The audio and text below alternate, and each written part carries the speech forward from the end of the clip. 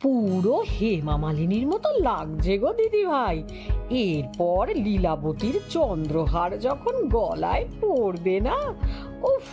এই হার লীলাবতীর কণ্ঠহার। ওয়াও, এতটাই যখন বললে ওর ইতিহাসটাও এবার বলে দাও, গেস্টটা শুনতে আগ্রহী। মহাভারতে পড়নি? ভীষ্মদেব 3 কন্যাকে একসাথে অপহরণ করেছিলেন, অম্বা, অম্বিকা আর অম্বালিকা। হ্যাঁ, পড়েছি। ভীষ্মদেব কন্যাদের সাথে অলংকার অপহরণ করেননি। আশীর্বাদী অলংকার ফেরত দেওয়া উচিত ছিল প্রতাপ রাওয়ের। হেই গায়ত্রী, এসব কি? What is this darling? এ কি, তোমার কণ্ঠহার কোথায় মা? তুমি কি হারটা খুলে মঙ্গলার কাছে রাখতে দিয়েছো? কই না তো। ও মা গো, কি সর্বনাশ হলো গো! তোমার গলারও হার কোথায় গেল দিদিমণি? অন্ধকারের সুযোগ নিয়ে কে নিল গায়ত্রীর বহুমূল্য কণ্ঠহার? কে ছিলেন লীলাবতী? তাঁর কণ্ঠহারে কি রহস্য ছিল? টিপু আর সহেলি কিভাবে উদ্ধার করলো সেই হার? জানতে হলে শুনে ফেলুন আজকের গোয়েন্দা গল্প লীলাবতীর চন্দ্রহার। কলমে কৌশিক সেনগুপ্ত। বিখ্যাত ব্যবসায়ী অরুণ গোয়েঙ্কার একমাত্র কন্যা গায়ত্রীর আজ 22তম জন্মদিন। সন্ধ্যার আলোয় গোয়েঙ্কা ম্যানশনের প্রকাণ্ড হলঘর ঝলমল করছে সোনালি ঝাড়বাতি, তাজা ফুল আর গেস্টদের আড্ডায়। ভিআইপি গেস্টদের জন্য নরম সোফা সেট, আর এক পাশে সারি সারি চেয়ার নন ভিআইপিদের জন্য। দুই দিকেই আসন প্রায় পূর্ণ। ওয়েটাররা চকচকে ট্রেতে পানীয় নিয়ে এদিক ওদিক ছুটছে। বান্দ্রা শহরের পুলিশ কমিশনার ও আদালতের জজ সাহেব প্রায় একসঙ্গেই প্রবেশ করলেন। অরুণ গোয়েঙ্কা তাদের দুজনকে উষ্ণ অভ্যর্থনা জানিয়ে সোফা সেটে বসালেন। একে একে অতিথি সমাগম হতে শুরু করল। রাজনীতিবিদ, খেলোয়াড়, চলচ্চিত্র শিল্পী, কে নেই গেস্টদের মধ্যে? গায়ত্রী তখন তার বেডরুমের ড্রেসিং টেবিলের সামনে দাঁড়িয়ে সুন্দর একটা শাড়ি পরে নিজেকে পরখ করছিল। ব্রোচেস ও বাকি গয়না হাতে নিয়ে একটু দূরে দাঁড়িয়েছিল পরিচারিকা মঙ্গলা। হাসি মুখে সে বলল, পুরো হেমা মালিনীর মতো লাগছে গো দিদি ভাই। এরপর লীলাবতীর চন্দ্রহার যখন গলায় পড়বে না, উফ! তোমাকে দেখলে মনে হবে স্বর্গের দেবী। মঙ্গলার উপমা শুনে গায়ত্রী হেসে ফেলল। কৃত্রিম হতাশার সঙ্গে বলল, ড্যাডি যখন আমাকে ওই চন্দ্রহার উপহার দেবেন, আমার দিকে কেউ আর তাকাবে না রে মঙ্গলা। সবাই ড্যাব ড্যাব করে চন্দ্রহারকেই দেখবে। মঙ্গলা বলল, না গো দিদি, সত্যি বলছি, তোমাকেও দেখবে, চন্দ্রহারও দেখবে। ঠিক তখনই ঘরে প্রবেশ করলেন অরুণ গোয়েঙ্কা। মেয়ের দিকে মুগ্ধ দৃষ্টিতে তাকিয়ে বললেন, কি রে মা, তুই রেডি? তাহলে কেক কাটা হোক, অতিথিরা অপেক্ষা করছেন। আর আজ এই শুভ দিনে তোর আর আরবের এঙ্গেজমেন্ট অ্যানাউন্সমেন্টটাও তো করে দেব। আজ তোর মা বেঁচে থাকলে কতই যে খুশি হতো। মিস্টার গোয়েঙ্কার দু চোখের পাতা ভিজে উঠল। গায়ত্রী ব্যস্ত হয়ে বলল, আচ্ছা, সে কি এসেছে নাকি ব্যবসার কাজে ব্যস্ত হয়ে অফিসে বসে আছে? এখনো অবধি একটা ফোন তো করলো না। আহা, সে করলো না তো তুই তো করতে পারিস মা। না, সব সময় আমি কেন করব? তার একটা দায়িত্ব নেই? আমি কিচ্ছু বলবো না আজ। আর 10 মিনিট দেখবো, তারপর আমি কেক কাটবো। মিস্টার গোয়েঙ্কা কিছু বলতে যাচ্ছিলেন, বাইরে কার কথাবার্তার আওয়াজ পেয়ে দরজা দিয়ে উঁকি দিলেন। তার মুখ হাসিতে ভরে উঠল। বললেন, দেখ কে এসেছে। আরও এসেছিল। হাসি মুখে সে বলল, একেবারে পিয়ানোটা এনে হাজির করলাম, তাই একটু দেরি হয়ে গেল আর কি। গায়ত্রী ঠোঁট উল্টে বলল, উদ্ধার করেছো। আজও পিয়ানো দিয়ে কি হবে? আমি কি পার্টিতে গান গাইবো নাকি? ওটা তো 2 দিন পরেও আনা যেত। শোরুমে পিয়ানোটা দেখে দিন 2 আগে গায়ত্রী বায়না ধরেছিল ওটা তার চাই। স্টেইনওয়ে অ্যান্ড সন্সের গ্র্যান্ড পিয়ানো, যা এককালে বিখ্যাত গায়ক এলটন জনের ড্রয়িং রুমে ঠাঁই পেয়েছিল। পুরনো মডেল হলেও বেশ মজবুত এবং ঐতিহাসিক জিনিস। মিস্টার গোয়েঙ্কা ব্যস্ত মানুষ, তাই তিনি আরবকে দায়িত্ব দিয়েছিলেন। ব্যাপারটা অবশ্য ভুলেই গিয়েছিলেন মিস্টার গোয়েঙ্কা। আরব বলল, আহা, ওরকম দুর্মূল্য জিনিস 2 দিন পরে থোড়াই পেতাম। আজই তো একজন কাস্টমার এসে অ্যাডভান্স করে যাচ্ছিলেন, আমি তার আগেই পুরো দাম দিয়েই কিনে নিলাম। মিস্টার গোয়েঙ্কা বললেন, ওয়াও, তুমি তো বিশ্বজয় করে ফিরেছো আরব। এই জিনিস হাতে পাওয়া মানে তো আকাশের চাঁদ হাতে পাওয়া। ব্র্যাভো ব্র্যাভো মাই সান। কিন্তু আঙ্কেল, কাজটা সহজ ছিল না। শর্মা অ্যান্ড শর্মা কোম্পানির সিইও রাজেশ শর্মা তোর অনেক দূর উঠিয়ে দিয়েছিল। আমারও জেদ চেপে গেল। ওই শোরুমে যেন অকশন শুরু করে দিয়েছিল। মিস্টার গোয়েঙ্কা চিন্তিত স্বরে বললেন, রাজেশ গিয়েছিল শোরুমে? কার জন্য সে পিয়ানোটা কিনতে চেয়েছিল? যতদূর জানি সে বা তার পরিবারের কেউ গান বাজনার ধারে কাছে নেই। ঠিক জানি না আঙ্কেল। বেশ, কিন্তু আর না, অনেক দেরি হয়ে গেছে। আমি নিচে যাচ্ছি, তোমরাও এসো। অতিথিদের আর অপেক্ষা করানো উচিত হবে না। বাই দ্য ওয়ে আরব, তোমার বাবা মা কখন আসবেন? আগে তারা এসেছেন, নিচে হল ঘরে অপেক্ষা করছেন আঙ্কেল। হ্যাঁ, তাই নাকি? ছি ছি, আগে বলতে হয়। বলতে বলতে ব্যস্ত হয়ে ঘর ছেড়ে বেরিয়ে গেলেন মিস্টার গোয়েঙ্কা। গায়ত্রী বিরক্ত হয়ে বলল, রাজেশ গিয়েছিল শোরুমে? তাই তো গিয়েছিল। মনে হয় আমার আগে পিয়ানোটা কিনে তোমাকে গিফট করতে চাইছিল। থামো তো, ওকে তো আমি আজকের পার্টিতে ইনভাইটই করিনি। তোমার কিন্তু ওকে ইনভাইট করা উচিত ছিল গায়ত্রী। হাজার হোক তোমার ছেলেবেলার বন্ধু। থামবে তুমি? যাও এবার, আমি যাচ্ছি নিচে। আরব মুগ্ধ দৃষ্টিতে গায়ত্রীর দিকে তাকিয়ে ইংরাজিতে বলল, I feel like doing something terribly sweet. And what exactly is that? Wrapping you in my arms. And, well, you know the rest. Oh, behave yourself. Go on. The guests are downstairs. And what brings you to the ladies' dressing room anyway? All right, madam. I'm leaving. আরব চলে যেতে একবার আয়না দিয়ে তীক্ষ্ণ দৃষ্টিতে মঙ্গলার মুখের দিকে তাকালো গায়ত্রী। না, ও কিছু বুঝতে পারেনি। নিশ্চিন্ত হয়ে গুনগুন করে গান গাইতে গাইতে দ্রুত হাতে প্রসাধনের কাজ শেষ করতে লাগলো গায়ত্রী।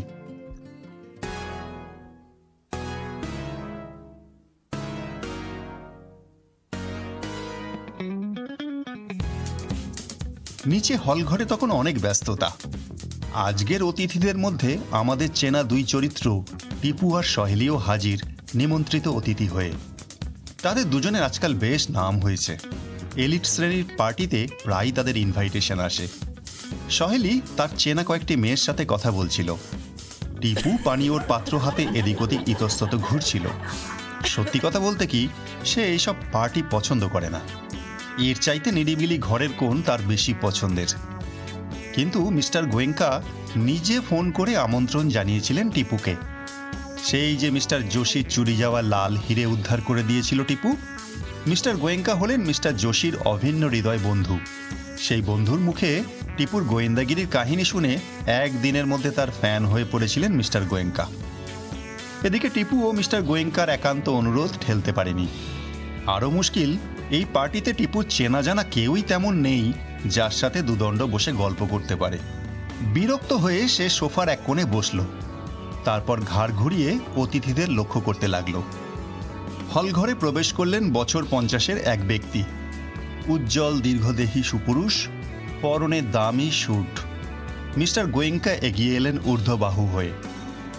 বিশিষ্ট অতিথির সাথে কোলাকুলি করে বললেন, আরে এসো এসো শঙ্কর রাও, এসো। তুমি তো কাল লন্ডন চলে যাচ্ছ শুনলাম, সত্যি আর ফিরবে না? হ্যাঁ, সেই রকমই তো সবকিছু ঠিক হয়ে রয়েছে। এই সময় সিঁড়ি বেয়ে নেমে এলো গায়ত্রী। ম্যাজেন্টা রঙের শাড়ি পরেছে সে। শাড়িতে রূপলি জরির কাজ, চুলের খোঁপাটা একটু ওল্ড ফ্যাশনের। 80s বলিউড নায়িকাদের মতো লাগছে গায়ত্রীকে। গায়ত্রীর পিছনে নাম ছিল মঙ্গলা। শঙ্কর রাওকে দেখে দ্রুত এসে পায়ে হাত ছুঁয়ে প্রণাম করল গায়ত্রী। কয়েকটি মেয়ে ছুটে এসে ঘিরে দাঁড়ালো গায়ত্রীর চারপাশে। সম্ভবত এরা গায়ত্রীর বান্ধবীর দল। শঙ্কর রাও একটি হীরের আংটি গিফট করলেন গায়ত্রীকে। তারপর ড্রিঙ্কের একটা গ্লাস হাতে নিয়ে একপাশে দাঁড়ালেন। বোঝা গেল এ পরিবারের সাথে শঙ্কর রাওয়ের ভালো যোগাযোগ আছে। ডায়াসে উঠে মাইকের সামনে দাঁড়িয়ে মিস্টার গোয়েঙ্কা মৃদু হেসে বললেন, আজ বড় শুভ দিন। আমার একমাত্র কন্যা গায়ত্রী মায়ের 22তম জন্মতিথি। আজকের দিনটা আরো বেশি গুরুত্বপূর্ণ, কারণ আজ আমি গায়ত্রী মায়ের আগামী ভবিষ্যৎ নির্ধারণ করতে চলেছি। তবে তার আগে আমি তাকে একটা বিশেষ উপহার দিতে চাই। মিস্টার গোয়েঙ্কার হাতে লাল মখমলের লম্বাটে বাক্স ছিল। তিনি ধীরে ধীরে সেই মখমলের বাক্স খুললেন। অতিথিদের কৌতূহলী দৃষ্টি এসে পড়ল বাক্সের ভেতর। মখমলের বাক্স থেকে বেরোলো এক ছড়া কণ্ঠহার। হলঘরের ঝাড়বাতির আলোয় ঝলমল করে উঠল সে রত্নখচিত হার। আর তখনই উপস্থিত অতিথিদের মধ্যে বিস্ময়ের চাপা গুঞ্জন শোনা গেল। টিপু একবার হারটিকে দূর থেকে দেখে নিল। তারপর একে একে অতিথিদের চোখে মুখের অভিব্যক্তি লক্ষ্য করতে লাগলো। হঠাৎ তার চোখ পড়ল মঙ্গলার দিকে। টিপুর মনে হলো মঙ্গলা দু চোখে এক অদ্ভুত তৃষ্ণা খেলা করছে। সে যেন এক দৃষ্টে কণ্ঠহারের দিকেই তাকিয়ে আছে। নিজের হাতে গায়ত্রীর কণ্ঠে সে হার পরিয়ে দিতে দিতে মিস্টার গোয়েঙ্কা বললেন, এই হার লীলাবতীর কণ্ঠহার। প্রায় 300 বছরের পুরনো এই কণ্ঠহারের প্রতিটি জুয়েলে আছে ইতিহাস জড়ানো। লন্ডনের এক অকশানে আমি হার কিনেছি। শঙ্কররাও বললেন, ওয়াও, এতটাই যখন বললে ওর ইতিহাসটাও এবার বলে দাও, গেস্টটা শুনতে আগ্রহী। একজন গেস্ট বললেন, লীলাবতীর নাম শুনে তো মনে হচ্ছে ওটা আমাদের দেশেরই সম্পত্তি। অতিথিদের অনেকেই অনুরোধ করলেন তাঁরাও ও হারের ইতিহাস জানতে ইচ্ছুক। মিস্টার গোয়েঙ্কা বললেন, নিশ্চয়ই নিশ্চয়ই, বলতে পারেন দেশের গৌরব পুনরুদ্ধার করেছি আমি। তবে লন্ডনের অকশানে হার বিক্রির খবর আমাকে দিয়েছিলেন আমার এক সময়ের বিজনেস পার্টনার স্যার শঙ্কর রাও। আমি তার কাছে কৃতজ্ঞ। এই বলে খানিক চুপ করে তারপর বলতে শুরু করলেন, প্রথমেই বলি এই লীলাবতী সম্পর্কে, যার নামেই হার নামাঙ্কিত। আসলে এই লীলাবতী ছিলেন অত্যন্ত দৃঢ়চেতা এক নারী। রাজস্থানের এক গ্রামে নিম্নবিত্ত পরিবারে তার জন্ম। তিনি ছিলেন অসামান্যা সুন্দরী। তার যখন সবে 14 বছর বয়স, তার আগুনের মতো রূপ দেখে রাজস্থানের শেখওয়াত বংশের এক রাজা ঠিক করেন লীলাবতীকে তিনি পুত্রবধূ করবেন। সেই মতো কথাবার্তা এগোয়। লীলাবতীর পিতাও যেন আকাশের চাঁদ হাতে পেলেন। রাজবংশের সাথে তার পরিবারের আত্মীয়তা হবে এ কথা ভেবেই তিনি আহ্লাদিত এবং এক কথায় রাজিও হয়ে গেলেন। একদিন রাজা এসেই চন্দ্রহার দিয়ে লীলাবতীকে আশীর্বাদ করে গেলেন। গ্রাম শুদ্ধ লোক খুশিতে মেতে ওঠে। কিন্তু লীলাবতীর ভাগ্য ভালো ছিল না। মহারাষ্ট্রের রাজপুত্র একবার রাজস্থানের সেই গ্রামের জঙ্গলে শিকার করতে গিয়েছিলেন। ফেরার পথে ওই গ্রামে দলবল নিয়ে আশ্রয় নিলেন। আর সেই সময় তার চোখে পড়ল লীলাবতীকে। মেয়েটিকে দেখেই তিনি মুগ্ধ হলেন এবং বিবাহের প্রস্তাব নিয়ে হাজির হলেন লীলাবতীর পিতার কাছে। যেহেতু লীলাবতীর বিবাহের কথা আগে থেকেই হয়ে রয়েছিল এবং তিনি যেহেতু বাগদত্তা ছিলেন, তাই লীলাবতীর পিতা এই প্রস্তাব সরাসরি নাকচ করে দিলেন। প্রতাপরাও হতাশ হয়ে নিজের তাঁবুতে ফিরে এলেন। পরের দিন ভোরবেলা, সেদিন ছিল লীলাবতীর জন্মদিন। এই চন্দ্রহার গলায় পরে নতুন পাট ভাঙা কাপড় পরে তিনি বাগানে ফুল তুলতে যাচ্ছিলেন। প্রতাপরাও ওঁত পেতে বসেছিলেন লোকজন নিয়ে। তিনি লীলাবতীকে অপহরণ করে নিয়ে আসলেন নিজের রাজ্যে। অতিথিদের মধ্যে একটা অস্ফুট গুঞ্জন শুরু হলো। তাই দেখে মিস্টার গোয়েঙ্কা হেসে বললেন, হ্যাঁ, এটা ঠিকই। সেকালে রাজা রাজরাতের এই ব্যাপারটা ছিল খুব স্বাভাবিক। যুদ্ধ হওয়া উচিত ছিল, কিন্তু মারাঠা রাজার সেনাবাহিনী সেকালে খুব শক্তিশালী হওয়ায় রাজস্থানের রাজা সাহস করে উঠতে পারেননি। লীলাবতীর সাথে সেই চন্দ্রহারও চলে আসে মহারাষ্ট্রে। রাজা প্রতাপরাওয়ের মনের ইচ্ছে সফল হয়নি। কোনোভাবেই তিনি লীলাবতীর মন পেলেন না। তাকে বিবাহে রাজি করাতেও পারলেন না। লীলাবতী নিজেকে প্রাসাদের একটা ঘরে ঘরবন্দি করে ফেললেন। লীলাবতী অনাহারে থাকা শুরু করলেন। জল পর্যন্ত স্পর্শ করতেন না। অবশেষে লীলাবতীর একান্ত ইচ্ছা অনুযায়ী তাকে স্বেচ্ছা মৃত্যুর অনুমতি দিলেন প্রতাপ রাও। শেষ হয়ে গেল লীলাবতীর জীবন। পড়ে রইল সেই চন্দ্রহার। সেকালেই চন্দ্রহারকে সতীলক্ষ্মীর চিহ্ন হিসেবে দেখা হতো। এরপর রাও বংশের কোনো এক উত্তরপুরুষ সেই হার বিক্রি করে দিলেন কোনো এক ইংরেজ সাহেবের কাছে। চন্দ্রহার চলে গেল ইংল্যান্ডে। আজ এত বছর পর অকশানে উঠল এই হার, সঙ্গে এই হারের ইতিহাস। দর অনেক দূর উঠেছিল, কিন্তু দেশের সম্মানের কথা চিন্তা করে আমি আর পিছু পা হয়নি। মিস্টার গোয়েঙ্কার কথা শেষ হতেই অতিথিরা হাততালি দিয়ে উঠলেন। ঝলমলে হার গলায় পড়ে ঝলমলে হাসি নিয়ে হালকা প্রজাপতির মতন ঘুরতে লাগলো গায়ত্রী। ডায়ার্সের উপর সাজানো ছিল রঙিন ফ্রস্টিংয়ে মোড়া 3 তলা জন্মদিনের কেক। যেন এক টুকরো মিষ্টি দুর্গ। গায়ত্রী হাসি মুখে দাঁড়ালো টেবিলের সামনে। তার গলায় পড়া চন্দ্রহার থেকে নীল দুটি ঠিকরে বেরোচ্ছিল। হলে উপস্থিত অতিথি মহিলাদের চোখ গায়ত্রীর ওপর নয়, বরং তার কণ্ঠে পরানো চন্দ্রহারের দিকে ন্যস্ত ছিল। কেক কাটা হলো। সকলে আবারও হাততালি দিয়ে উঠলেন। গায়ত্রী এক টুকরো কেক প্রথমে তার পিতা মিস্টার গোয়েঙ্কার মুখে তুলে দিল। তিনিও পরম স্নেহে এক টুকরো কেক গায়ত্রীর মুখে তুলে দিলেন। এরপর গায়ত্রী কেক খাওয়ালো আরবকে। আরবও এক টুকরো কেক তুলে দিল গায়ত্রীর মুখে। তারপর খানিকটা ক্রিম মাখিয়ে দিল গায়ত্রীর গালে। তাদের দুষ্টুমি দেখে হাসির ফোয়ারা তুলল অতিথিরা। টিপু দাঁড়িয়েছিল সহেলির পাশে, বলল, ও হারের ইতিহাস খুব প্যাথেটিক, আর বড় কলঙ্কেরও। আরব আর গায়ত্রীর কাণ্ড দেখে আমোদ অনুভব করছিল সহেলি। সেই দিক থেকে চোখ না ফিরিয়ে হাসি মুখে সে বলল, আজ তোমার সে কথা মনে হচ্ছে বটে, কিন্তু সেকালে এসব ঘটনা খুব স্বাভাবিক মনে করা হতো। তোমার কাছে যা কলঙ্ক মনে হচ্ছে, রাজাদের কাছে সেটাই বীরত্বের ব্যাপার। মহাভারতে পড়নি, ভীষ্মদেব 3 কন্যাকে একসাথে অপহরণ করেছিলেন, অম্বা, অম্বিকা আর অম্বালিকা। হ্যাঁ, পড়েছি। ভীষ্মদেব কন্যাদের সাথে অলঙ্কার অপহরণ করেননি। আশীর্বাদী অলঙ্কার ফেরত দেওয়া উচিত ছিল প্রতাপ রাওয়ের। টিপুর কথা শেষ হবার আগেই ডায়াসে উঠে মাইকের সামনে দাঁড়িয়ে শঙ্কর রাও বললেন, hello hello hello, ladies and gentleman, attention please. আজ গায়ত্রী মায়ের 22তম জন্মদিনে উপস্থিত সকল অতিথিদের এক দারুণ সুসংবাদ দিতে চলেছেন মিস্টার গোয়েঙ্কা। আমি তাকে মাইকের সামনে আসার জন্য অনুরোধ জানাচ্ছি। মিস্টার গোয়েঙ্কা হাসি মুখে ডায়াসে উঠে এলেন। মাইকের সামনে দাঁড়িয়ে গলা পরিষ্কার করে বললেন, লেডিজ অ্যান্ড জেন্টলম্যান, বলতে আমার ভারী আনন্দ হচ্ছে আজ আমার মাতৃহারা কন্যা গায়ত্রীর সাথে মিস্টার ভরুণ শুক্লার সুযোগ্য পুত্র আরবের বাগদান ঘোষণা করছি। ওদের আগামী জীবন সুখের হোক, আপনারাও সেই আশীর্বাদই করুন। সমবেত অতিথিরা আনন্দে হর্ষধ্বনি করে উঠলেন। আরব এগিয়ে এসে কোটের পকেট থেকে আংটির বাক্স বার করল।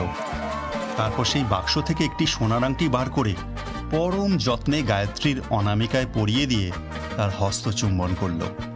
গায়ত্রীও তেমনি একটি আংটি পরিয়ে দিল আরবের হাতে। তার মুখমণ্ডল আরক্ত, চোখে মুখে সুখের অভিব্যক্তি। টেনশনে হয়তো গায়ত্রীর গলা শুকিয়ে গিয়েছিল। পানীয় ট্রে হাতে একজন ওয়েটার কাছে আসতে সে তার ট্রে থেকে পানীয়ের গ্লাস তুলে নিয়ে চুমুক দিল। ঠিক সেই মুহূর্তে একটা অভাবনীয় ঘটনা ঘটে গেল। হল ঘরে প্রবেশ করল এক যুবক। তার পরনে দামি স্যুট, পায়ে দামি জুতো। হনন করে হেঁটে ডায়ার্সের সামনে দাঁড়িয়ে গায়ত্রীর দিকে তাকিয়ে বলল, হে গায়ত্রী, এসব কি? What is this darling? Mister Goenka ব্যস্ত হয়ে বললেন, এ কি রাজেশ, তুমি? অত্যন্ত দুঃখিত, তোমাকে আজকে শুভ দিনে আমন্ত্রণ জানাইনি। ও লিসেন আঙ্কেল, আমি এখানে কোনো ইনভিটেশন নিতে আসিনি। আমি এসেছি গায়ত্রীর থেকে কৈফিয়ত নিতে। ওর বক্তব্য শুনে স্টেট কেটে পড়ব। আফটার অল আমি আর গায়ত্রী সেই স্কুল লাইফ থেকে বন্ধু। কতবার এই বাড়িতে এসেছি, গায়ত্রীকে নিয়ে ঘুরেছি ফিরেছি। কই, তখন তো আপনি কিছু বলেননি। তাহলে আমারও তো একটা এক্সপেকটেশন থাকে, তাই না? কি বলো ডার্লিং? গায়ত্রী গলা নামিয়ে বলল, কি হচ্ছে রাজেশ? তুমি আমার বেস্ট ফ্রেন্ড ছিলে, আজও তাই আছো। একটা কথাই বলবো, তোমাকে সেই চোখে কোনোদিন দেখিনি আমি।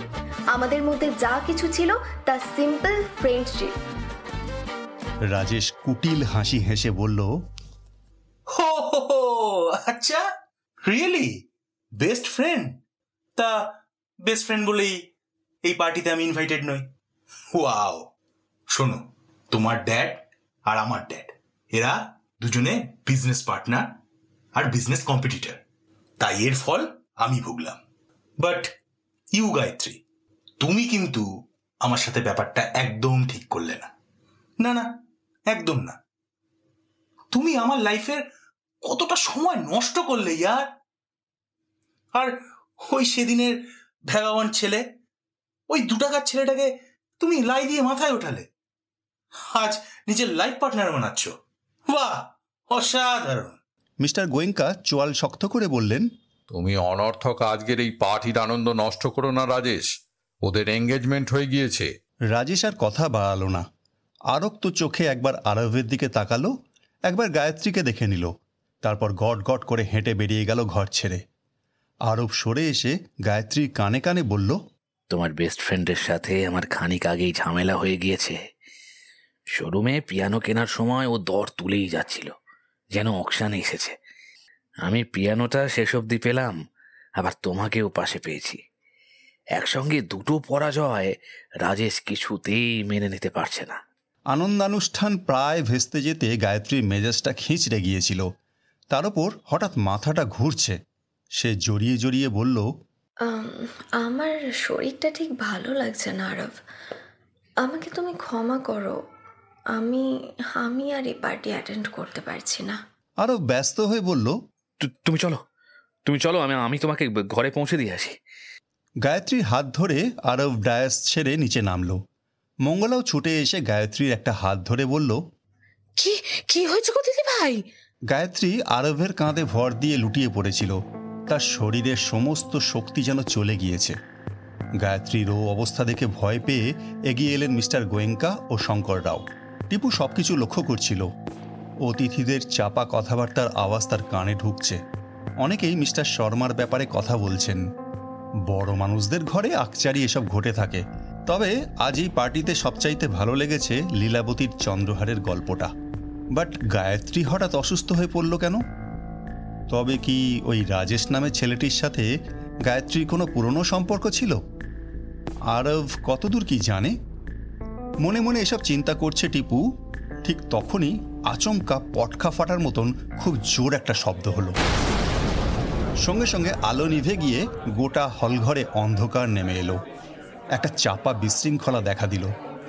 অনেকেই ডায়াসের সামনে মোবাইলের ফটো এবং ভিডিও শ্যুট করছিল তখন। বিস্ফোরণের শব্দে ভয় পেয়ে সকলের হাতের আলো এসে পড়ল যেখানে শব্দের উৎপত্তি সেইখানটায়। ঘরের এক কোণায় ধোঁয়ার কুণ্ডলি উঠছে, নাকে আসছে বারুদের গন্ধ। সকলেই আতঙ্কিত হয়ে পড়ল। অন্ধকারে মিস্টার গোয়েঙ্কার গলা শোনা গেল। তিনি ক্রুদ্ধ কণ্ঠে বলে উঠলেন, কিসের আওয়াজ? শর্ট সার্কিট নাকি? এমার্জেন্সির কি হলো? আরেকজন দূর থেকে বলল, আমি দেখছি হুজুর, মনে হচ্ছে শর্ট সার্কিট, একটু সময় দিন আমাকে। এর মিনিট 2 পরেই ঘরের আলো জ্বলে উঠল। মিস্টার গোয়েঙ্কা হাঁপ ছেড়ে বললেন, এই তো এসে গিয়েছে। কি হয়েছিল হরি? ও আওয়াজ কিসের? বাড়ির ভৃত্য হরি বলল, কি আশ্চর্য হুজুর, মেন লাইন আর ইনভার্টার দুটোই ডাউন ছিল। সে কি, আপনি ডাউন হলো কি করে? কথা বলতে বলতে মিস্টার গোয়েঙ্কার দৃষ্টি পড়ল তার কন্যার গলার দিকে। তিনি চমকে উঠে বললেন, এ কি, তোমার কণ্ঠহার কোথায় মা? আরবও দেখেছিল। সে গায়ত্রীকে জিজ্ঞেস করল, তুমি কি হারটা খুলে মঙ্গলার কাছে রাখতে দিয়েছ? গায়ত্রী নিজের গলায় হাত রেখে ক্লান্ত স্বরে বলল, কই না তো। মঙ্গলা আতঙ্কিত হয়ে বলল, ও মা গো, কি সর্বনাশ হলো গো! তোমার গলারও হাড় কোথায় গেল দিদিমণি? মিস্টার গোয়েঙ্কা ব্যস্ত হয়ে ডায়াসে উঠে এলেন। তীক্ষ্ণ চোখে নিচের দিকে তাকিয়ে হতাশ হয়ে মাথা নাড়লেন। অতিথিরা এদিকটা খেয়াল করেননি। আচমকা শব্দটা কিসের হলো, ধোঁয়া কেন প্রভৃতি বিষয়ে উত্তেজিত আলোচনা চলছিল। তবে এখনই যে কাণ্ড ঘটে গেল তা নিতান্তই টেকনিক্যাল ফল্ট বলেই ধরে নিলেন সকলে। গায়ত্রী হাত ধরে তাকে উপরে নিয়ে গেল আরব, পিছনে গেল মঙ্গলা। অতিথিদের মধ্যে ছিলেন মিস্টার গোয়েঙ্কার ফ্যামিলি ফিজিশিয়ান ডক্টর রুদ্র। তিনিও সিঁড়ি বেয়ে উপরে উঠে গেলেন। মিস্টার গোয়েঙ্কা গেলেন পুলিশ কমিশনার মিস্টার ভার্গবের কাছে। চুপিসারে তাকে সব খুলে বলতেই কমিশনারের কপালে চিন্তার ভাঁজ ফুটে উঠল। তিনি বললেন, মনে হচ্ছে কণ্ঠহারটা চুরি গিয়েছে মিস্টার গোয়েঙ্কা। আলো নিভে যাওয়ার মুহূর্তে গায়ত্রীর কাছে ছিলেন আপনি, মিস্টার শঙ্কর রাও, আরব শুক্লা আর মঙ্গলা। আমি আপনাকে ছেড়ে বাকি তিনজনকে এই মুহূর্তে সার্চ করতে চাই। সেই সাথে বাড়ির মেইন গেট বন্ধ করার হুকুম দিচ্ছি। একটা কথা জিজ্ঞেস করছি, আপনি কি চান পুলিশ এসে প্রত্যেকের তল্লাশি নিক? আমার ধারণা চোর এখন এই ঘরেই আছে। আমার টিমে অনেক এক্সপার্ট অফিসাররা আছেন যারা এই কেস সহজেই সলভ করতে পারবেন। চান আপনি? মিস্টার গোয়েঙ্কা আঁতকে উঠে বললেন, কি সর্বনাশ! আমার এখানে যে সমস্ত অতিথিরা উপস্থিত তারা প্রত্যেকেই সম্মানীয় ব্যক্তি। আমি কিছুতেই এই পারমিশন আপনাকে দেব না মিস্টার ভার্গব। তদন্তের নামে কাউকে বেশিক্ষণ আটকে রাখতেও পারবো না। মিস্টার ভার্গব এদিক ওদিক তাকালেন। হঠাৎই তার চোখ পড়ল টিপুর ওপর। মিস্টার ভার্গবের মুখে যেন স্বস্তি ফুটে উঠল। টিপু তার দুঃসম্পর্কের আত্মীয়ের ছেলে। তিনি ওকে ভারী স্নেহ করেন। ছেলেটার ব্রেন এক্সট্রা অর্ডিনারি। একটু হেসে তিনি হাতছানি দিয়ে ডাকলেন টিপুকে। সে এসে হাজির হতেই তাকে পাশে বসিয়ে সমস্যার কথা খুলে বললেন মিস্টার ভার্গব। বললেন, মিস্টার গোয়েঙ্কা কোনো পুলিশি ঝামেলা চান না, কারণ অতিথিরা সকলেই সম্মানীয়।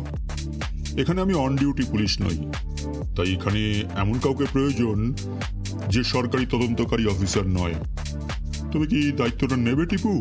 টিপু একটু চিন্তা করে বলল, প্রয়োজন হলে আমি কি কাউকে জিজ্ঞাসাবাদ করতে পারি? তুমি কাকে জিজ্ঞাসাবাদ করতে চাও সেটা আগে আমাকে জানাতে হবে। আমি পারমিশন দিলে তবে তুমি তাকে আড়ালে ডেকে নিয়ে গিয়ে কথা বলতে পারো। বেশ, আমার সাথে আসুন স্যার।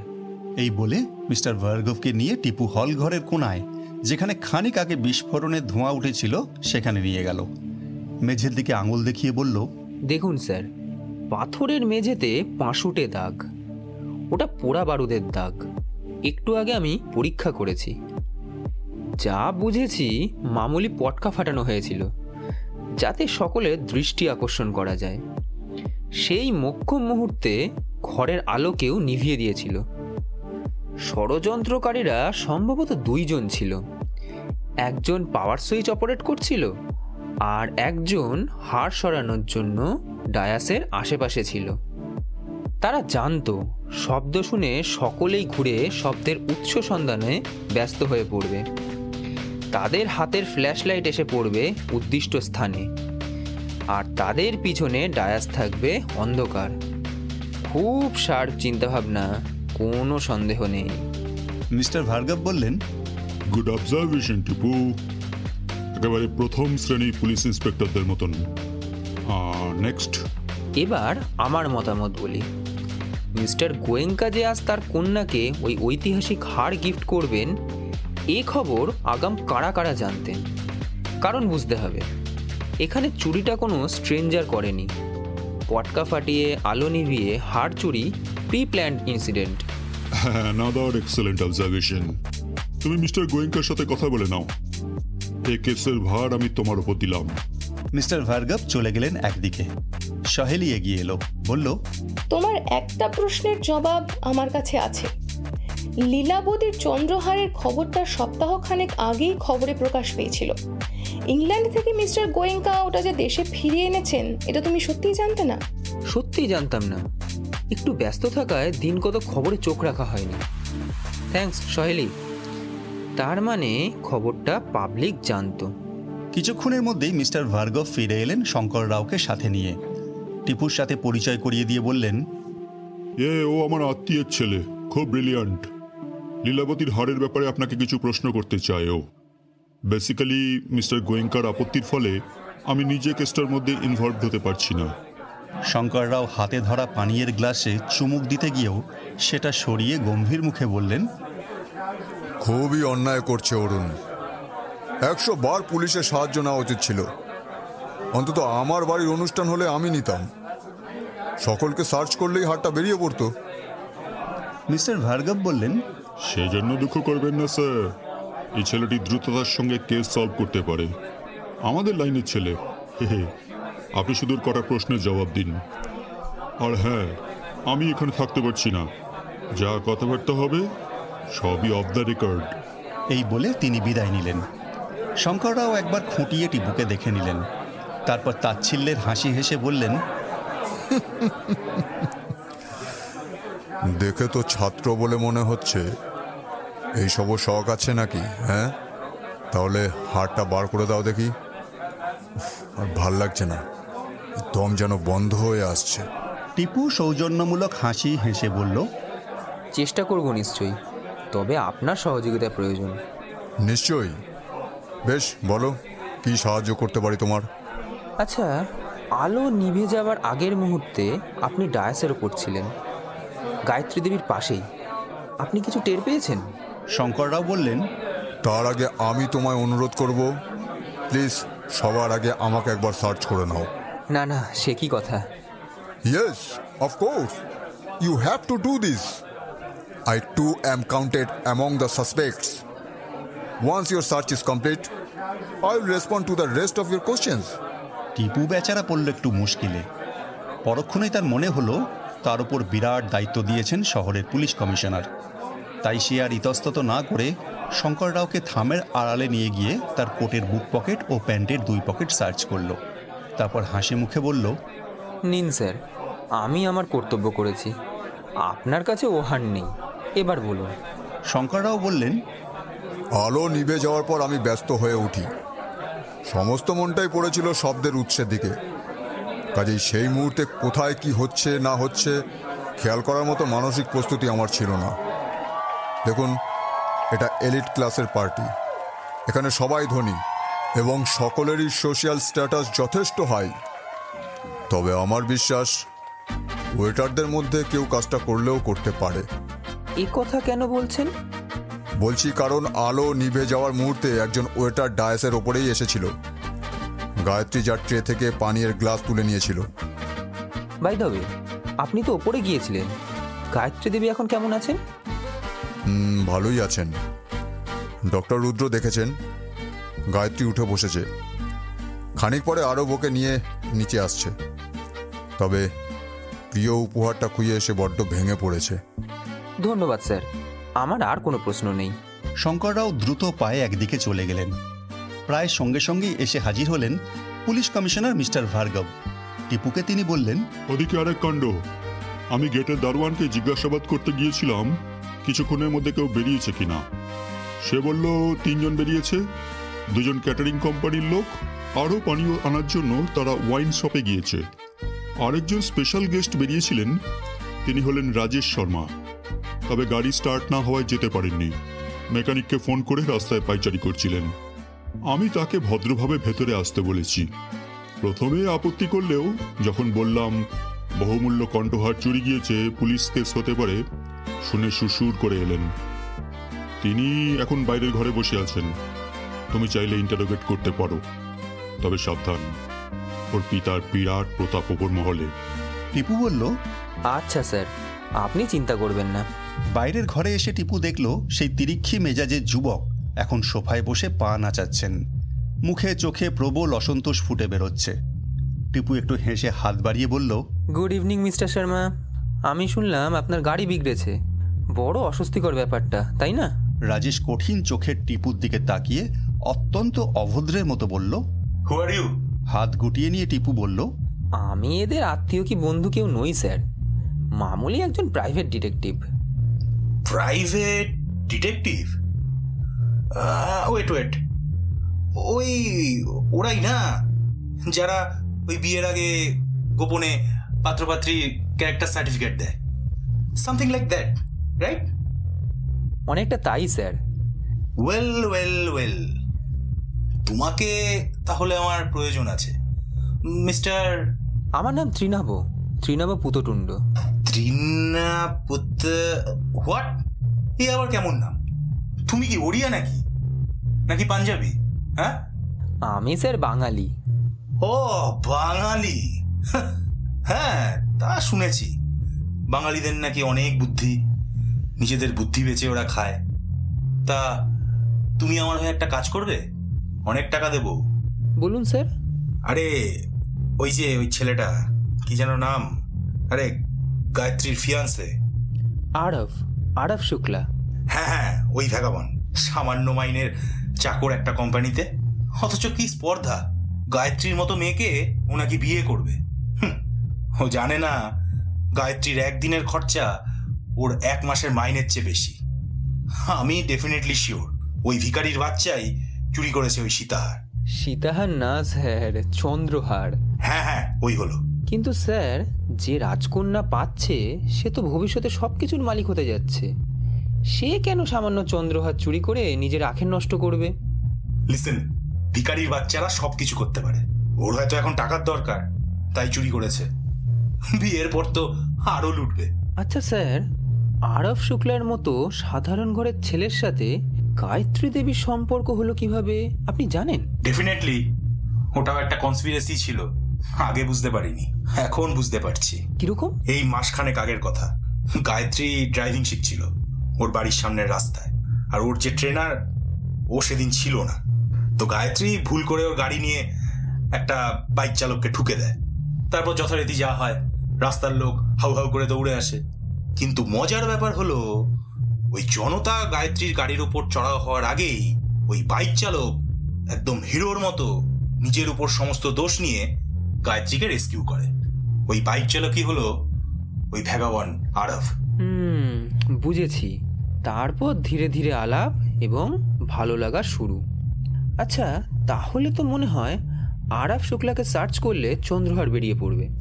গড নোস, নাও বেরোতে পারে। ও বুড়ো কি কম সে আনা নাকি? কার কথা বলছেন? কার আবার? গায়ত্রীর father, the great mister Goenka. কি বলছেন আপনি? ঠিকই বলছি। তুমি নিজে তো লোয়ার ক্লাস সিটিজেন। এইসব এলিট ক্লাসের স্ক্যান্ডাল নিয়ে তোমার কোনো ধারণাই নেই। শোনো, ওই যে মিস্টার গোয়েঙ্কা, ওনার একটা লাভার আছে, এক ডিভোর্সি মহিলা। কিভাবে যেন পাকড়াও করেছে মিস্টার গোয়েঙ্কাকে। আর ও বুড়ো তো স্বভাবে কম যায় না। যাই হোক, গায়ত্রী এই ব্যাপারটা জানে না, কিন্তু ওই মহিলা যেমন ধরিবাজ সেমনি লোভী। ওই হারটা কেনার পর থেকেই বায়না ধরেছেন ওই হার ওনার চাই। আমার তো মনে হয় নিজের মেয়েকে হার দেওয়াটা ওসব লোক দেখানো মিস্টার গোয়েঙ্কার। চোর ফোর কেউ আসেনি, ওগুলো সব স্ক্রিপ্টেড। ওই আরবের সাথে সর করে নিজেই হারটা সরিয়েছে বুড়ো। তার মানে আরব হলো তুরুপের তাস। কিন্তু মিস্টার গোয়েঙ্কার কথায় এই হার সরিয়ে তার কি স্বার্থ? স্ত্রীর হার অন্যের হাতে দিয়ে যা পারিশ্রমিক পাওয়া যাবে, 2 দিন পর তো আরবই স্ত্রী সহ হারের মালিক হতে পারত। তাই তোমার কি ঘিলুতে কিছু ঢোকে না নাকি? বলছি না আরব ভিখারির বাচ্চা, আর ভিখারির বাচ্চারা সবকিছু করতে পারে। আরে দেখো গিয়ে এর জন্য হয়তো মোটা টাকা পাচ্ছে। আর তাছাড়া চন্দ্রহার যদি গায়ত্রীর কাছে থাকে, এতে আরবের লাভ কোথায়? তোমার কি মনে হয় ওই 3rd ক্লাস ভ্যাগাবনকে গায়ত্রী অতি সহজেই ওর নিজের হার বেচতে দেবে? টিপু একটু হেসে উঠে দাঁড়ালো, বলল, আপনার মাথা গরম আছে দেখছি। তবে অনেক ইনফরমেশন দিলেন, অনেক ধন্যবাদ। আমার আর কিছু জানার নেই, আপনি আসতে পারেন। করুণ মুখে উঠে দাঁড়িয়ে রাজেশ বলল, লিসেন ডিটেকটিভ, আমি তোমাকে অনেক টাকা পারিশ্রমিক দেব। তুমি শুধু ওই হারটা উদ্ধার করে আমাকে দাও, আর সবাইকে বলবে যে এই রাজেশ তোমাকে অ্যাপয়েন্ট করেছে। তারপর আমি নিজের হাতে ওই হার গায়ত্রীর গলায় পরিয়ে দেব। অ্যান্ড দেন মাফ করবেন, আমাকে অনেক আগেই অ্যাপয়েন্ট করেছেন স্বয়ং কমিশনার সাহেব। আচ্ছা, আপনি আসুন এবার। লাল চোখে তাকালো রাজেশ, তারপর আর বসল না, চোরে পা চালিয়ে ঘর ছেড়ে বেরিয়ে গেল।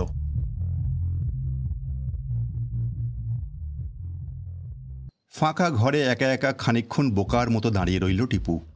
তারপর নিজের মনে হেসে হলঘরে প্রবেশ করল। অতিথিদের অনেকে এখন ডাইনিং রুমে গিয়েছেন, বাকিরা পরের ব্যাচে বসবেন। তারা তখনও পানীয় হাতে খোশ গল্প করছেন। টিপু সহেলিকে দেখতে পেয়ে ইশারায় কাছে ডাকল। সহেলি সামনে আসতে সে সমস্ত ব্যাপারটা সংক্ষেপে বুঝিয়ে দিয়ে তারপর বলল, তুমি একবার ওপরে যাও, গায়ত্রীকে কোশ্চেনিং করা দরকার। দেখবে ঘরে যেন আর কেউ উপস্থিত না থাকে। তারা আগে মঙ্গলাকে সার্চ করবে। কেউ কিছু বললে বলবে পুলিশের অর্ডার।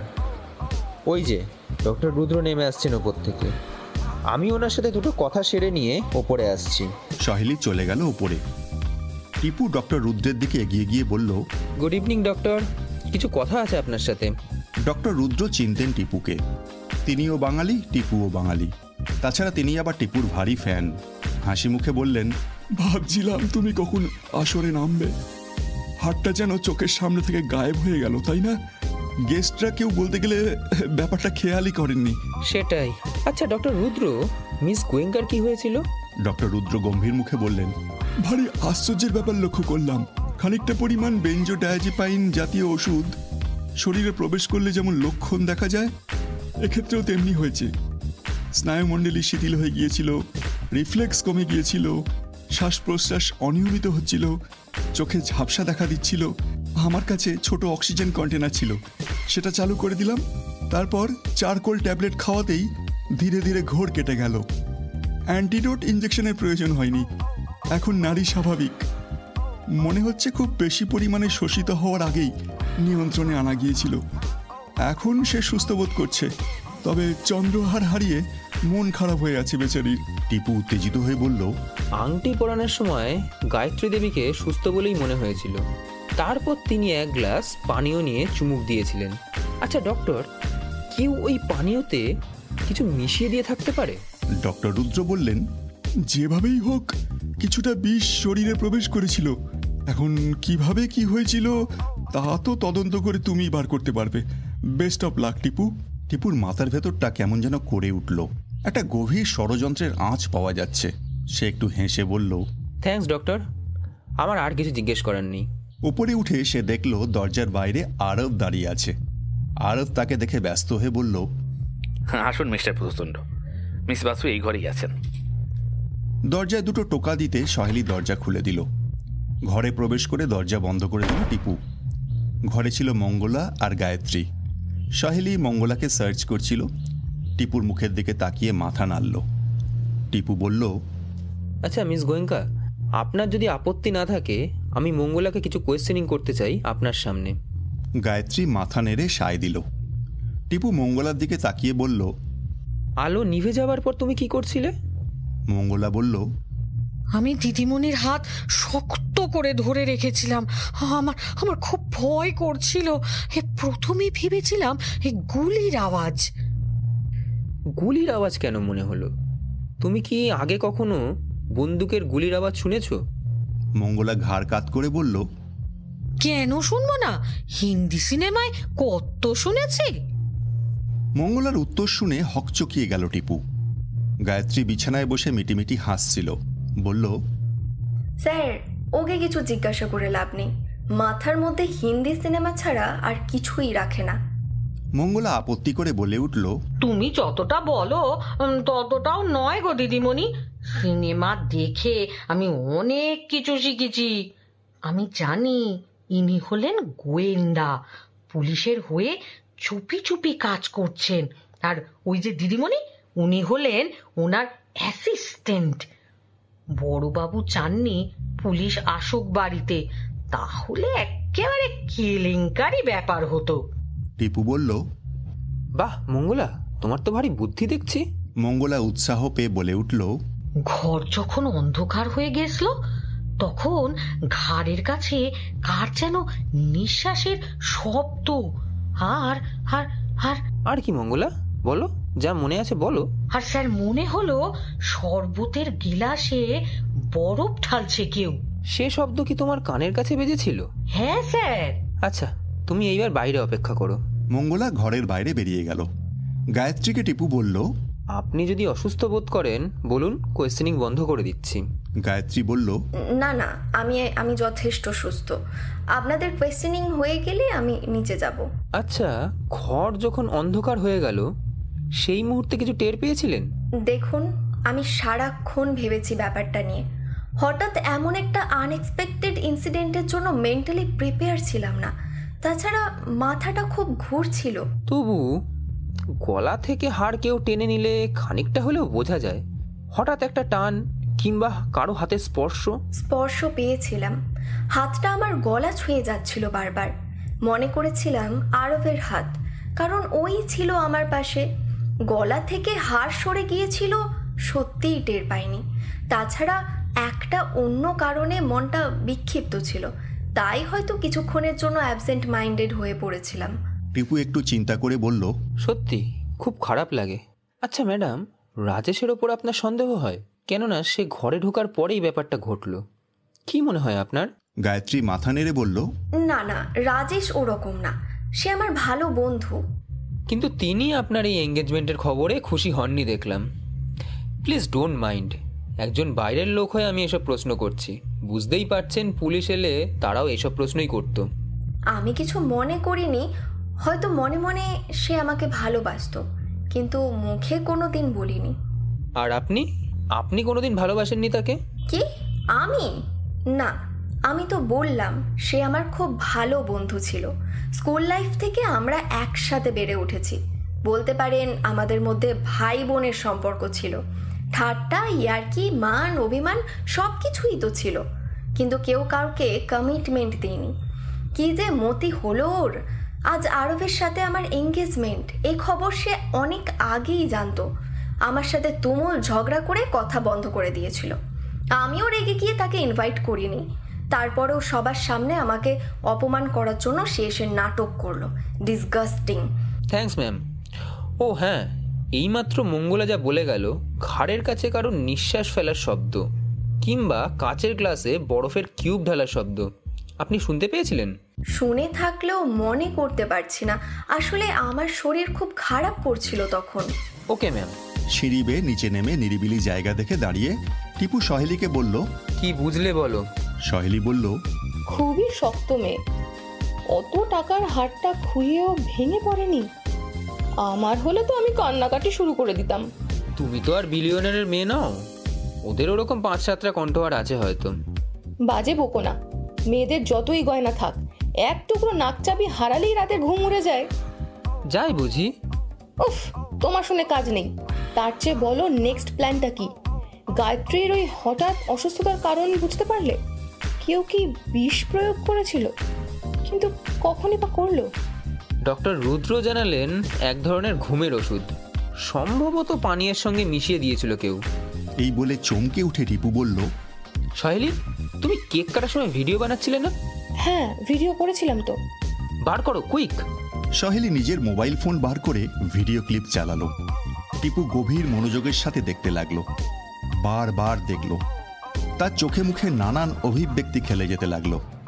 অবশেষে মুখ তুলে হাসি মুখে বলল, ওয়েটারের ট্রে থেকে অতিথিরা পছন্দ মতো পানীয়ের গ্লাস তুলে নিলেও মিস গায়ত্রী গোয়েঙ্কা যখন পানীয় নিতে যাচ্ছিলেন, এই ওয়েটার নিজেই গ্লাস তুলে এগিয়ে দেয়। সহেলি বলল, তাহলে ওই ওয়েটার চুরি করেছে হারটা? সেটা পরে বিবেচ্য। আরও একটা জিনিস লক্ষ্য করলাম। কি? কিছু না, চলো ওদিকে মিস্টার গোয়েঙ্কার সাথে কথা বলি, এসো। পুলিশ কমিশনার মিস্টার ভার্গব কথা বলছিলেন শঙ্কর রাওয়ের সাথে। শঙ্কর রাওয়ের হাতে পানীয়ের পাত্র। প্রথম ব্যাচের গেস্টদের খাওয়া দাওয়া প্রায় শেষের মুখে। টিপু গিয়ে তার কানে কানে কিছু বলতেই চমকে উঠলেন মিস্টার ভার্গব। বললেন, তুমি শিওর? টিপু বলল, হ্যাঁ স্যার। বেশ, এসে দেখি মিস্টার গোয়েঙ্কা কি বলেন। কমিশনার সোজা গিয়ে মিস্টার গোয়েঙ্কাকে বললেন, আপনার আজকের অনুষ্ঠানের দায়িত্ব যে ক্যাটারিং কোম্পানির, আমি তার সুপারভাইজারের সঙ্গে কথা বলতে চাই। মিস্টার গোয়েঙ্কা বললেন, নিশ্চয়ই নিশ্চয়ই। টিপু বলল, একটা ফাঁকা ঘর আমাদের প্রয়োজন। টিপুর কথা শুনে সকলে একটু আশ্চর্য হলেন। কমিশনার মিস্টার ভার্গব একটু হেসে মিস্টার গোয়েঙ্কার কাঁধে হাত রেখে বললেন, এই ছেলেটি যা বলছে তাই করুন মিস্টার গোয়েঙ্কা। কথা দিচ্ছি হার আজকের মধ্যে উদ্ধার হয়ে যাবে। হলঘরের পাশে ছোট একটা ঘরে সকলকে নিয়ে গেলেন মিস্টার গোয়েঙ্কা। দলে ছিলেন মিস্টার ভার্গব, স্যার শঙ্কর রাও, টিপু আর সহেলি। একটু পরে তাদের সাথে এসে যোগ দিল গায়ত্রী, মঙ্গলা আর আরব। একটু পরেই সুপারভাইজার ভদ্রলোক এসে হাজির হলেন। মিস্টার ভার্গব তাকে বললেন, আপনার টিমের যে দুজন বাইরে গিয়েছিল তারা কি ফিরেছে? সুপারভাইজার বললেন, আগে স্যার, আমি তো কাউকে বাইরে পাঠাইনি, কিন্তু ঘন্টা দেড়েক আগে আমাকে না জানিয়েই দুজন লোক চলে গিয়েছে। তারা কারা? আগে নিখিল আর ভৈরব। এরা কি নতুন লোক? হ্যাঁ স্যার, সপ্তাহখানেক হলো জয়েন করেছে। টিপু হেসে বলল, এরকম যে ঘটবে তা এক্সপেক্ট করেছিলাম। দারোয়ান যে দুজনকে বাইরে যেতে দেখেছিল তারা ওয়াইন শপের দিকে যায়নি, পাকাপাকিভাবে গা ঢাকা দিয়েছে। শুনুন স্যার, কেক কাটার অনুষ্ঠান চলাকালীন সবাই হুমড়ি খেয়ে ফটো তুলতে ব্যস্ত হয়ে পড়লেও আমার নজর ছিল প্রত্যেকের দিকে। ওটা আমার স্বভাব। তখনই খেয়াল করেছিলাম মিস গোয়েঙ্কা ড্রিঙ্ক নেবার ইচ্ছে প্রকাশ করলেও একজন ওয়েটার ট্রে থেকে একটা পানীয় পাত্র তুলে তার দিকে এগিয়ে দেয়। তার কিছুক্ষণের মধ্যেই আলো নিভে গেল। আলো যখন এলো কণ্ঠহার মিসিং এবং মিস গোয়েঙ্কা অস্বস্তি বোধ করছেন। ডক্টর রুদ্র আমাকে জানালেন মিস গোয়েঙ্কার লক্ষণ অনেকটা হেভি ডোজের ঘুমের ওষুধ খাওয়া রোগীর মতো ছিল। তিনি ইঞ্জেকশন দিয়ে রোগীকে সুস্থ করলেন। দুইয়ে 4 মেলালাম। ওই ওয়েটার যে ড্রিঙ্ক গায়ত্রী দেবীর হাতে দিয়েছিল তাতে নেশার ওষুধ মেশানো ছিল। মিস্টার ভার্গব বললেন, আমাকে তাহলে এখনই অ্যাকশন নিতে হয়। শহরের প্রত্যেকটা থানায় খবর পাঠানো দরকার, ওই দুজন লোকের ছবি সার্কুলেট করতে হবে। টিপু বলল, হার তারা নিয়ে যেতে পারেনি স্যার, ওরা নেহাতি ভাড়াটে লোক, তবে পাকড়াও করা দরকার, সাক্ষী হিসেবে কাজে লাগবে। ঘরে বাজ পড়লেও সকলে এত চমকাতেন না। স্যার শঙ্কররাও বলে উঠলেন, কি হার তারা পায়নি? তাহলে হার কোথায়? ঘরের মধ্যে খানিক নিস্তব্ধতা। টিপু বলল, ক্রাইম রিপোর্টার সহেলির মোবাইলে তোলা ভিডিও দেখছিলাম। আপনাদের প্রত্যেকের সে ভিডিও ক্লিপ দেখা প্রয়োজন, কিন্তু বড় স্ক্রিন হলে ভালো হতো। গায়ত্রী বলল, আমার ল্যাপটপটা নিয়ে আসছি দাদা, তুমি ওতে চালাও। টিপু বলল, খুব ভালো হয় তাহলে। মিনিট দুয়েক পরে গায়ত্রীর ল্যাপটপের সঙ্গে সহেলির ফোন পিয়ারে ফেলে ভিডিও ক্লিপ চালালো টিপু। ঘরে উপস্থিত প্রত্যেকে যেন দম বন্ধ করে ভিডিও ক্লিপ ফুটিয়ে দেখতে লাগলো। সহেলির বুকের ভেতরটা ঢিপ ঢিপ করছিল। সে বুঝতে পারছিল টিপু ছেলে খেলা করছে না, ও ভীষণ সিরিয়াস হয়ে গেছে। তার মানে ডায়ার্সে উপস্থিত ব্যক্তিদের মধ্যেই কেউ হার সরিয়েছে। কে হতে পারে? কেক কাটার পরবর্তী ক্লিপে দেখা গেল গায়ত্রীর সাথে রাজেশের কথা কাটাকাটি হচ্ছে। আর কিছুক্ষণের মধ্যেই আলো গেল নিভে। তারপর যখন আলো এলো দেখা গেল গায়ত্রীর গলায় চন্দ্রহার নেই। ডায়াসের উপর দাঁড়িয়ে থাকা ব্যক্তিদের চোখে মুখে আতঙ্কের ছাপ। ভিডিও পজ করে টিপু বলল, আমার যা দেখাবার প্রয়োজন ছিল দেখালাম, এবার বলুন কে নিয়েছে হারটা? কমিশনার মিস্টার ভার্গব বললেন, এতে তো কিছুই বোঝা গেল না টিপু। টিপু অবাক হয়ে বলল, সে কি স্যার, তবে কি আমি একাই লক্ষ্য করলাম? মিস্টার গোয়েঙ্কা বললেন, দোহাই মিস্টার পুততুণ্ড, আর হেয়ালি করবেন না। আপনি কি দেখেছেন সেটা বলুন। টিপু একবার আর চোখে একজনের মুখের দিকে তাকালো, তারপর ধীরে সুস্থে বলল, বেশ, আমি হিন্ট দিচ্ছি। ডায়াসের ওপর দাঁড়িয়ে আছেন মিস্টার গোয়েঙ্কা, তার হাতে কোনো পানীয়ের পাত্র নেই। রয়েছে আরব শুক্লা, তার হাতে বিয়ারের গ্লাস। রয়েছেন স্যার শঙ্কর রাও, তার হাতে কালো পানীয়ের গ্লাস। মঙ্গলার হাতে কিচ্ছু নেই। মিস্টার ভার্গব বললেন, এখনো কিছুই বুঝলাম না। আমি লজ্জিত টিপু, স্বীকার করতে লজ্জা নেই। তোমার কাছে বান্দ্রা পুলিশ এখনো শিশু। এইবার বলো। টিপু বলল, বেশ, দেখুন সবাই, আলো নিভে যাবার আগে স্যার শঙ্কর রাওয়ের হাতে কালো পানীয়ের গ্লাসে রাখা তরলের হাইট আর আলো আসার পর হাইটের পার্থক্য লক্ষ্য করুন। পান পাত্রে চুমুক দিলে তরলের হাইট কমে যাবার কথা, এখানে বেড়ে গিয়েছে। এখানে এসে অবধি দেখছি হাতের পান পাত্রে একবারের জন্য চুমুক দেননি স্যার শঙ্কর রাও। ভারী যত্নে ওটাকে হাতের আঙুল দিয়ে চাপা দিয়ে রেখেছেন। বডি সার্চ করার ব্যাপারে ওনার আগ্রহ যথেষ্ট সন্দেহজনক ছিল। ঘরশুদ্ধ লোক স্তম্ভিত হয়ে তাকালেন স্যার শঙ্কর রাওয়ের মুখের দিকে। মিস্টার ভার্গব বললেন, আপনি কি টিপুর বিরুদ্ধে মানহানির অভিযোগ করতে চান স্যার? স্যার শঙ্কর রাওয়ের ফর্সা মুখটা লাল টকটকে হয়ে উঠেছিল, তবে সেটা রাগে নয়, লজ্জায়। সেটা বোঝা গেল তার কথায়। হাতে ধরা পানপাত্রের ভেতর থেকে ধীরে ধীরে বার করে আনলেন চন্দ্রহার। ঘরের আলো চন্দ্রহারের উপর রিফ্লেক্ট হয়ে ঝলমল করে উঠল। শঙ্কররাও বললেন, ইয়েস, আমি কালপ্রিট। আমি আমার দোষ স্বীকার করছি। ইয়েস, আমি অরুণকে উৎসাহিত করেছিলাম লন্ডনের অকশানে গিয়ে হারটা কেনার জন্য। আমার কাছে টাকা থাকলে আমি কিনে নিতাম ওই হার, কারণ ও হার আমার বংশের। আমি শেখাওয়াত বংশের শেষ পুরুষ।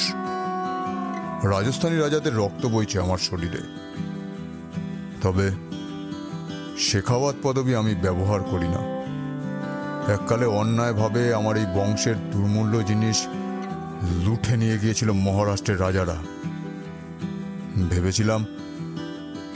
ভেবেছিলাম এইভাবে আমিও হারটা সরিয়ে মধুর প্রতিশোধ নেব। আগামী সপ্তাহে আমার ইংল্যান্ড চলে যাওয়ার কথা ছিল পাকাপাকি ভাবে, তবে তবে এখন আর তার দরকার নেই। আমি প্রস্তুত কমিশনার। আপনার এই ছোট্ট গোয়েন্দাটি ভারী বুদ্ধিমান, একসময় বিশাল নাম করবে, দেখে নেবেন আপনি। I am proud of you my son. Mister Bhargav ইতস্তত করছিলেন। এগিয়ে এলেন মিস্টার গোয়েঙ্কা। স্যার শঙ্কর রাওয়ের কাঁধে হাত রেখে বললেন, আমাকে একবার বলতে পারতে তোমার টাকার দরকার? আমি তোমাকে ও হার কিনতে সাহায্য করতাম। আমাকে বলতে পারতে তোমার বংশের ইতিহাস, আমি মর্যাদা দিতাম। কেন এই কাজ করতে গেলে শঙ্কর? এখন ও হার গায়ত্রীর সম্পত্তি, আমার হাতে কিছু নেই। তবে এটুকু কথা দিতে পারি, তোমার বংশের হারের অমর্যাদা আমরা হতে দেব না। লীলাবতীর প্রতি যথেষ্ট সম্মান জানিয়ে ও হার আমার মেয়ে যথাযোগ্য মর্যাদার সাথে রক্ষা করবে। কি রে, তাই না মা? গায়ত্রী বলল, নিশ্চয়ই ড্যাড। আর একটা কথা ড্যাড, এই প্রসঙ্গটা আমরা ভুলে যাই, এটা যেন ঘটেই নি। চলুন আঙ্কেল, আপনার ডিনারের সময় হয়ে গেছে, দেরি করলে আবার আপনার সুগার ফল করবে। স্যার শঙ্কর রাওয়ের দু চোখে অশ্রু ঝরছিল। তিনি চোখ মুছে বললেন, এরপরেও এই বুড়োটাকে এত ভালোবাসছিস মা? আমি তো তোর অপরাধী। তোরা আমাকে শাস্তি না দিলেও ওপরওয়ালার কাছে আমার শাস্তি পাওনা রইল রে।